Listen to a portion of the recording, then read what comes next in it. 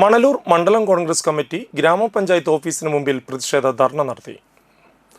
വളർത്തുമൃഗങ്ങളെ ആക്രമിച്ച തെരുവ് നായ്ക്ക് പേവിഷബാധ സ്ഥിരീകരിച്ചിട്ടും മണലൂർ ഗ്രാമപഞ്ചായത്ത് യാതൊരുവിധ നടപടിയും സ്വീകരിക്കുന്നില്ലെന്ന് ആരോപിച്ച് മണലൂർ മണ്ഡലം കോൺഗ്രസ് കമ്മിറ്റി ഗ്രാമപഞ്ചായത്ത് ഓഫീസിന് മുമ്പിൽ പ്രതിഷേധ ധർണ നടത്തി.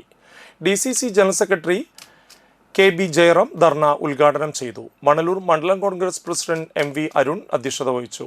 കോൺഗ്രസ് നേതാക്കളായ KK പ്രകാശൻ, റോബിൻ വടക്കേത്തല, വാർഡ് മെമ്പർമാരായ PT ജോൺസൺ, ടോണി അത്താണിക്കൽ, ജോജു തേക്കാനത്ത്, പുഷ്പ വിശ്വംഭരൻ, കവിത രാമചന്ദ്രൻ, സുനിത ബാബു എന്നിവർ സംസാരിച്ചു. ഈ പട്ടിക്ക് വിഷബാധ ഉണ്ടായിരുന്നു എന്നാണ്.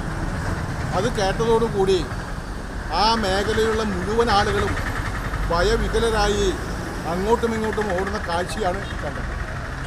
അങ്ങനെയൊരു സാഹചര്യം ഉണ്ടായിട്ട് ആ സാഹചര്യത്തെ പ്രതിരോധിക്കുവാനും അതിൽ നിന്ന് ആളുകളെ മുക്തി നേടുവാനും ആളുകൾക്ക് മുക്തി ലഭിക്കുവാനുമുള്ള സാധന പ്രവർത്തനങ്ങൾ നടത്താൻ ബാധ്യതപ്പെട്ട ഭരണകൂട സംവിധാനങ്ങൾ അത് ചെയ്തോ എന്ന് പരിശോധിക്കുകയാണ് ഈ ധർണയുടെ ലക്ഷ്യം.